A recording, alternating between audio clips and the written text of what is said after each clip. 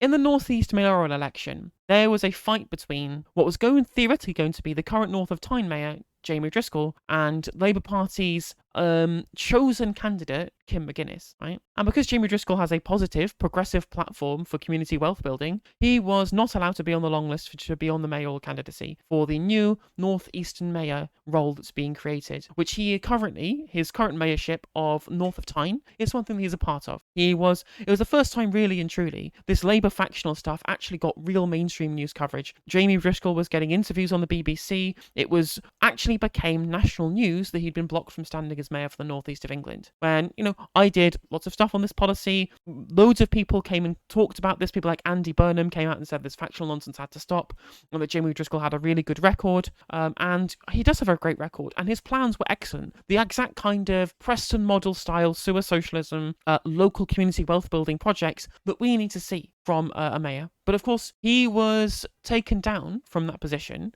because he stood on stage with Ken Loach and talked about a film one time. That's it. That's the only reason why, because, we have to make sure that the best candidates are standing as far as the Labour rides are concerned. And as far as the Labour rides are concerned, the best candidates are the ones that they agree with, right? We cannot let the CLPs, right? We cannot let people in that area, in that local area, those members of the Labour Party, we cannot let them have the choice to make the wrong choice. They have to have their choice imposed upon them, even though Jamie Driscoll is widely popular and widely loved within the area that he is currently a mayor for, and his plan is true actual Labour Party policy. It's not radical, it's not out there, it's not, socialism, right? He's not going to seize the means of production in the northeast of England. It's just good bread and butter community wealth building for the people that he represents on a left-leaning platform. But he's too left-wing for the current leadership. And this led to lots of different calls for him to stand as an independent, which would involve leaving the Labour Party, because you cannot stand against the Labour Party as a Labour candidate. You cannot support people who do that either. And it had been in the works for quite a while. And today, he officially announced that he's going to run as an independent for the mayorship to try and beat the Labour Party. I've decided to resign from UK Labour and serve as an independent mayor. People are tired of being controlled by Westminster and party HQs. They want someone to stand up for them. Let people decide. 25k by the end of August, and he'll stand as North East mayor. And you'd think 25k in, a month and a half? That's pretty tough ask. Nah, mate. He made the 25k in 2 hours. In 2 hours, he made what he wanted to stand with, 150k target. So at this rate, he's going to get there in a couple of days to his target for his war chest to be able to stand as the mayor. I would highly recommend people go and fund him, because his platform is exactly what I want, right? It doesn't have to be this huge grand plan to seize them into production, anything like that. Just good, basic policy that's going to help working people in his constituency. Wonderful. Glad to see he's got so much support, and it clearly shows that there is plenty of support for people who stand against the Labour Party right now. We've seen Mohammed Mirza just stood in a recent council by-election after standing down for Labour, winning as an independent. We've seen Alan Gibbons winning as an independent in the council election. Cal Corkery winning as an independent. We've seen lots of people who are well loved by their own communities beating Labour. Corbyn is going to stand as an independent in Islington North. Now, I actually don't think that Jamie Driscoll will win this mayoral election. I think that it's going to be too much of an ask on too large of a platform to win, but he will give Labour a run for their money, and it is worth standing against them to show that we won't stand for it anymore. Corbyn will win in Islington North, but I don't think Jamie Driscoll will win, but it will be tough and it will be tight. But we can't just not try. And he's right? He's 100% correct here by saying that people are tired of being controlled by Westminster and party HQs. It is incredible to me. From Keir Starmer spending all of his time talking about how we need to get away from Westminster, to the point at which he said he would rather be at Davos than Westminster, along with a fucking World Economic Forum, right? Keir Starmer is happier being at the World Economic Forum than the basis of our own democracy. And then when he talks about, making things more local, putting communities in charge, he will rule with an iron rod to ensure that those communities do not get the choice that they want to have. Well, we're now going to give that community their own choice by standing as independent. It's absolutely what is worth doing, right? He's written this letter to Keir Starmer about his decision to leave, which I'm not going to read. You can read in full by going to his Twitter page, should you wish to. The only whip should be the people. The North East needs an experienced, independent voice. Even if you don't live here, this affects you. Our politics is a mess. Millions feel no one speaks for them. Politicians should answer to you, not party bosses in London HQs. Based, so true. The biggest danger of Keir's Labour is the way in which it's turning people off politics. It's making people disengage from politics. It is increasing people's scepticism of politics, which is never a good thing. That leads to poor outcomes if people cannot be engaged with politics in general with political policy. And Jamie Driscoll coming out and saying, look, I will put you first. I'll put constituents first. Not the party interest, but the public interest. And not just the public interest of the people that I intend to serve. The national interest of ensuring that politics speaks for people rather than the other way around. As simple as that. Since my barring by UK Labour, I've received overwhelming support. The cry for me to run as an independent has come from business leaders, community workers, trade unionists and politicians cross-party. People have stopped me in the street asking me to run. Because it's true, because not only have members of the party been stopped from trying to recommend candidates recommended by overwhelming amounts of trade union backing, the people who fund the fucking Labour Party, they've been stopped, right? Which is why it's silly that these people remain affiliated when Greg Marshall, for example, can get recommendations from basically every single affiliated union and then get blocked from standing because he's not the right fit as far as the Labour Party stars are concerned, right? It's clear that if you want to have proper community candidates, you have to let the communities and the trade unions and the people who are going to be the actual voting public decide who gets to stand in the first place. And, the Labour candidates will say, well, hang on a minute, look, we need to give the public the right choice at the election. They should be in the hands of the voting public. That's why we need to stand as independents. We need to show the Labour Party that this is where people's loyalties will lie. Not with the Labour Party as a brand, as a rose symbol on a ballot paper, but as a set of policies, as a set of visions, as a set of political prescriptions, as an electoral force for progressivism. And if they won't stand for that, we will stand for it instead, and we will beat them. Corbyn will win in Islington North. We've already beaten them in loads of council elections. Jamie Driscoll might not win, but we have to stand, we have to run. We have to show Labour that will not sit down and take being told that we are not worthy of political participation. It's as simple as that. He's already reached 40k now. I won't have big party machinery behind me or a national press office. I'll need 150k to run a full campaign. And this race said they'd raise the 25k campaign here. This is not a time for faint hearts. It's time for bravery. If you back me, I'll run. If I run, we can win. If you want to find out more about me and my vision for the future, you can find out more on my website, and I'll put the link in the description of this segment later on. And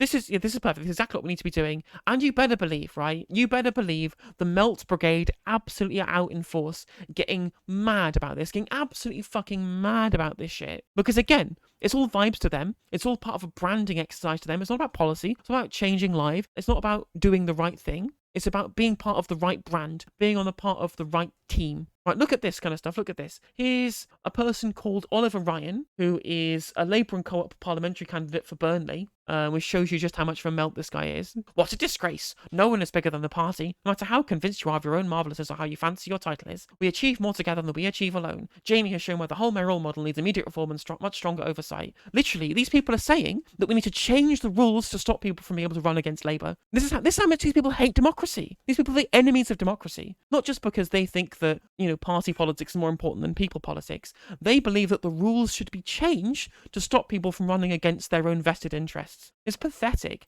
It's absolutely pathetic. And so no one is bigger than the party. I mean, this is how they feel. It's a branding exercise. I mean, people are bigger than parties, right? But no one's bigger than policy. No one is bigger than policy. That's the long and short of it. The long and short of it is that no one is bigger than policy. And if your policy is shit, I will not vote for you. Your party is not bigger than policy. If your party does not give us good policy, I will not vote for your shitty party. It's as simple as that. And I'm sorry, trying to say that we achieve more together than we do alone is nonsense when you've already shown us you refuse to want to achieve anything, right? We're streeting saying that we're going to war on hope. There's going to be no hope under a Labour government, right? Rather than false hope. He's very happy for there to be no hope. And you think that's going to give us achieving more together on a platform of no hope? You're deluded. You're demented. This is delusional. This is completely delusional, right?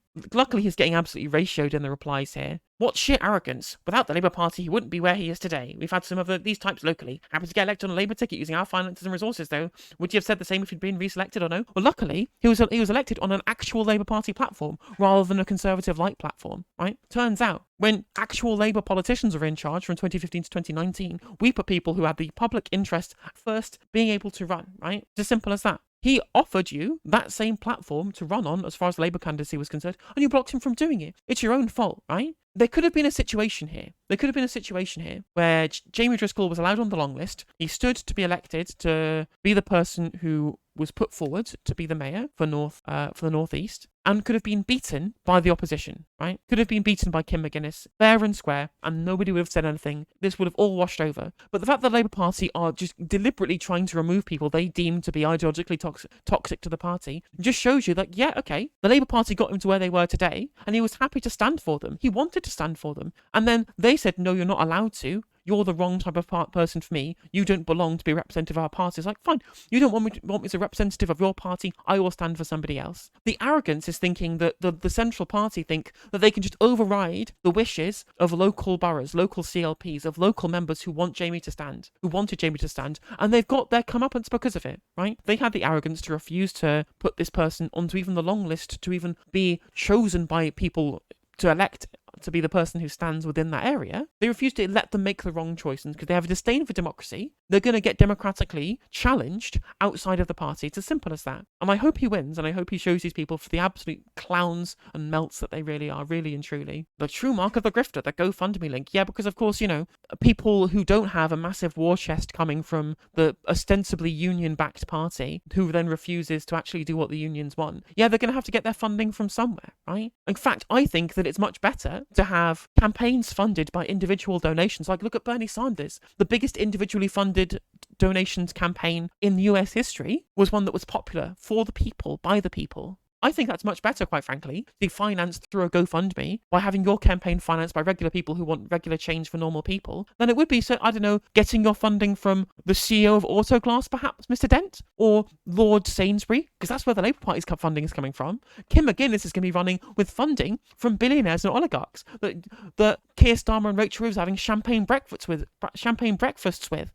Murdoch's parties, and the Spectator Garden Party. That's the real grifter. The real grifters are the ones who want to make money from the rich people rather than have a people-funded, people-led campaign. If people don't want to donate, they don't have to donate. It's as simple as that, right? If he was grifting, why is he standing for election? He's already said he's going to stand for election. That's not a grift. That's funding for a political campaign. What's he saying? Grifting is when you say something and then you lie about it for money. What's he lying about? What political positions does he hold that he's not telling people about, that he's trying to grift money out of people for? This makes no fucking sense. And even to the point at which the Labour right are so absolutely deranged, like the weirdest people on the planet. Real fucking, no friends shit. Like, you don't say things like, anyone know if George Ayler still has a Labour membership? Because I'm assuming this is against the rules if he does, just snitching on people to try and get them expelled from the party that they're not even a member of anymore. I know for a fact George is a member of the Green Party now. And they're out here snitching like fucking children at school. It's absolutely pathetic. This is friendless behaviour. Absolutely friendless behaviour from this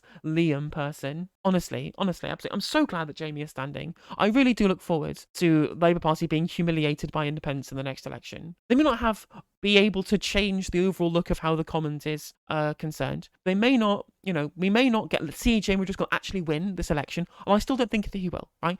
We need to temper our expectations, and there's not going to be this gigantic grassroots support across the entirety of a northeast constituency. It's not like a small council ward where there's a local person known by local people who gets elected, who can beat them, like Cal Corker, Alan Gibbons, or Mohammed Mirza. That's less likely to happen. But I still think it will be an important challenge, and if we don't try, we'll get nowhere. So yeah, I'm absolutely behind Jamie with this, and it's really, really good and really, really encouraging to see that people are actually going to take what we need to do and run with it. Simple as that. If you enjoyed this video, please do consider liking and subscribing. It does help out the channel and the algorithm, and if you click the bell notification icon, it will let you know when I go live and when I upload videos. If you'd like to follow me on social media, my handle is @NoJusticeMTG, and that is Twitter, TikTok, Facebook, Instagram, Twitch, and YouTube. If you want to support my channel in a more financial manner, you can do so by becoming a member for just 99p, by super chatting, or by supporting me on Patreon, with the link is in the description of this video, and hopefully I'll catch you on the next segment.